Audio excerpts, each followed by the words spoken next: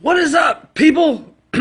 I'm the Godless engineer, and today I'm wanting to talk to you guys about challenging door knockers. Mainly, Mormons and Jehovah's Witnesses and whatnot. Because I think you'll find very interesting things happen when you actually do challenge them. Now, just to speak on my own experiences, one of the times that a Mormon knocked on my door, I got them to come back for 3 straight weeks. They actually they were so dedicated to make me see the light of Jesus Christ that they came back, repeatedly, as many times as I wanted them to, until they were like, okay, we're tired of this guy. We're not getting through to him. But at the same time, I wasn't getting through to them either. At one point, they actually really scared me when I said, okay, well, if you had a gun with you right now, could you point it at my face and shoot me dead? And the guy was like, yeah, I could do that. That's some scary shit right there.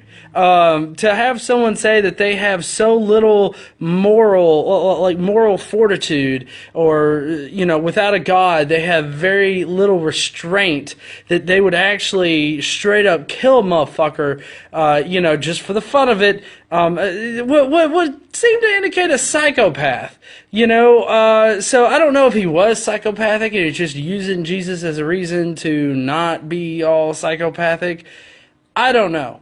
But the thing that got me on this today was recently at a commencement speech, one of the Mormon leaders, basically told his congregation that you need to, push away those people that have fallen out of the faith, that you need to separate yourselves from people that have fallen out of the faith, including family members.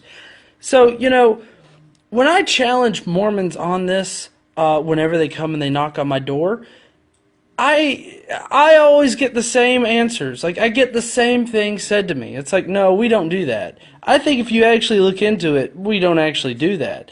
It's like, God damn, do you not hear your guy up there telling people to shun those that leave the faith, or shun those that aren't in the faith? And so when you come and you knock on my door and you want to praise Jesus to me, I just find it utterly hilarious that you only want to be the one to speak, even though you came to my door. It should definitely be a conversation. It shouldn't just be a one-sided thing of, okay, here's Jesus, here's why Jesus, do you believe him? And if you don't believe them, then they're just going to shun you, move on, and whatnot. And so it's a one-sided conversation. But what I'm urging here today is to not make it a one-sided conversation. Definitely make it a conversation. Don't just listen to their pitch. Don't just shove them out the door or whatnot. Give them 5 minutes and try to talk to them and try to get them to see. Normally, when I do talk to religious people that are knocking on my door or whatnot, I don't take a very aggressive approach with them. What I do is I try to get them to see reason. Like, I'll say, okay, well, I understand that you're Jehovah's Witnesses and that you're women. How do you feel about the Bible being very against women? And then they'll look at me confused. And they'll be like, what do you mean? God is all about women. He loves women. God is just all pro-feminist kind of person. And it's like, no, God isn't a feminist type person. God is not a feminist type figure in the Bible. And what I did was I went on to explain, for sure, just share this video. I appreciate it.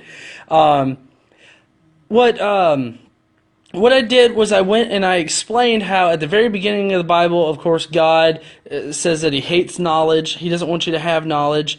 And then he goes into blaming women for everything. He goes into blaming women for all of the sin, for blaming women for listening to the snake and taking a bite of the apple instead of making a sandwich. I mean, it's just ridiculous how they can be so blind about it. And then if you fast forward in the Bible, you have women that are killed, or well, okay, not it doesn't say that women are killed, but it advises you to kill women who don't yell out loud enough when they're being raped. So I like when these religious people come to my door and they knock on it and they say that they espouse this idea that God is some kind of feminist motherfucker. I just don't know what the fuck they are talking about, because when I read the Bible, I see a whole bunch of just shitty stuff directed directly towards women. Even in the New Testament, you have God that imparts on different people that wrote the Bible, supposedly, to say that, women are lower than men, and that they don't need to be, teaching in synagogues, and they don't need to be teaching men, and they don't need to be preaching the gospel. Like, they're helpmeets. I mean, that's one of the things that the Quiverful movement is about. They espouse the idea, like a true fundamentalist idea of what God thinks of women, and that's that they are there to help and serve man.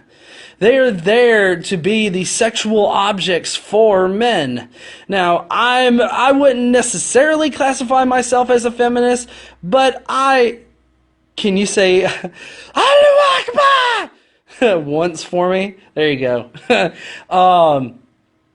But I wouldn't say that I'm some kind of hardline feminist or anything, but I do believe in equality.